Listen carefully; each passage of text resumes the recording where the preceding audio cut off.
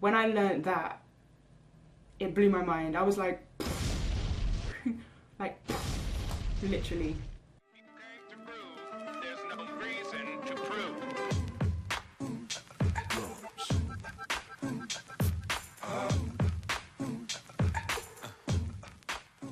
Hi guys, thank you so much for tuning into another video. I wanted to do something a little bit different from that I've ever done before, and this is give some relationship advice. And I don't mean this relationship advice as in, oh, I'm a relationship guru and I know everything, no, but this is just tips, more like quotes that I've held on to that's helped me in my journey of love and loss, and I just wanted to share it with you really. So without further ado, let's get started. So in 7th place, the first thing I'd like to share with you is this. If you don't feel like you alone have a purpose, no person you meet can ever do that for you.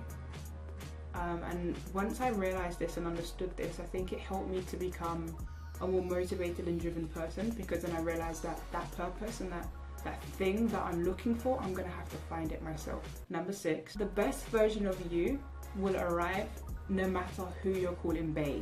And I've never heard that quote in that exact wording, but literally that's what it is. It doesn't matter who you're calling bae. When you do find that best version of you, don't give that credit to anybody else but yourself.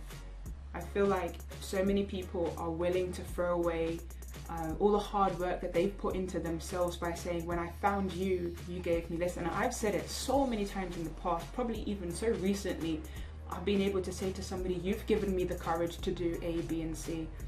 And it's a bit like the first one I just told you about, finding that purpose, you getting that, you driving yourself to that purpose. Number 5, never rely on someone to save you. You need to first save yourself. And I know loads of people will be saying, well, there's friends who need my support, I need my encouragement, and it feels as though I need to save them right now, like they're in a detrimental state. Now that's a little bit different. We're talking about a relationship situation. But even then, wouldn't it be better if you help someone to figure out how they can save themselves? Because in life, you're going to have these drop downs, these downfalls, these roller coaster emotions where they're going to be like this and you might not always be there. So what you want them to have is independence, to be able to pick themselves up, same way that hopefully you've been able to achieve in life. Even when it comes to that point where you know you have to help somebody to get up from where they are, you're not saving them, but you're teaching them to save themselves. That's exactly what it is about, teaching somebody to be more independent in life. Number 4, I feel like I came up with this one myself, but I'm not too sure. I'll be really proud if it was my own brains. For as long as I've known, I thought it was, but I don't know. There is no balance in the scales of love. You need to find your own measurements.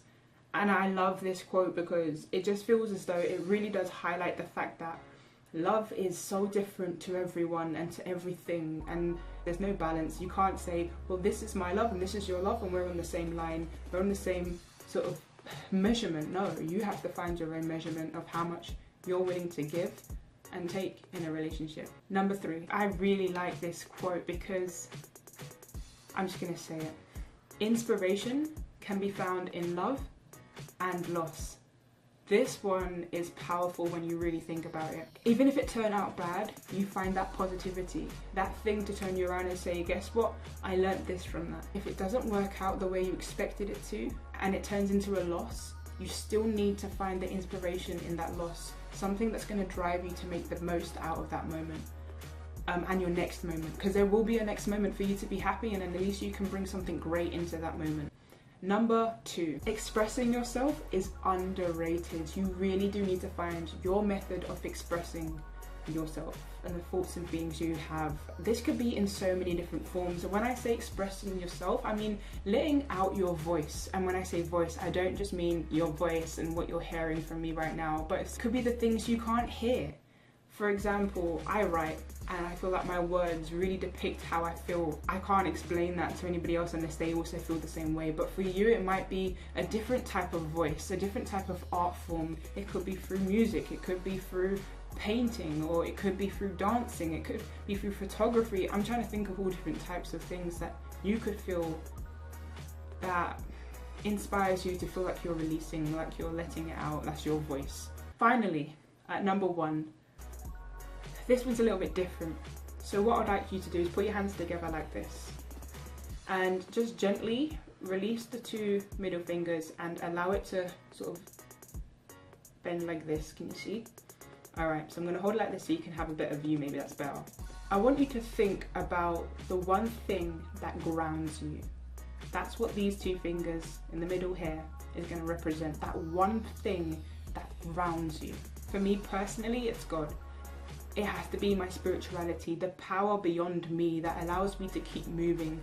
That's me personally, guys, but I want you to think of what grounds you. What's that one thing that makes you happy? Secondly, I want you to apply 3 other things that motivate you or that are instrumental in your happiness. Remember the middle one here was what grounds you, that most important thing that grounds you. The connections, the friends that I've made.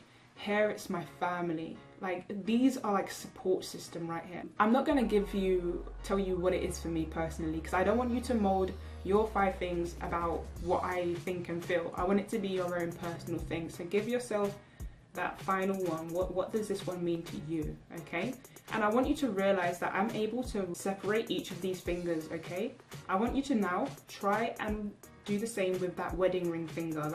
This one represents your relationship that's going to come, or the relationship that you're in at the moment. Okay, that one thing that you're trying to hold on to. That's why you're here in this video for some reason. I don't know why, but this one, as you can see, you can't pull it apart. And do you know why? It's because of that one thing that grounds you. It's literally impossible, right? You need to ground yourself first. Have other things that you're super proud of. It brings you happiness.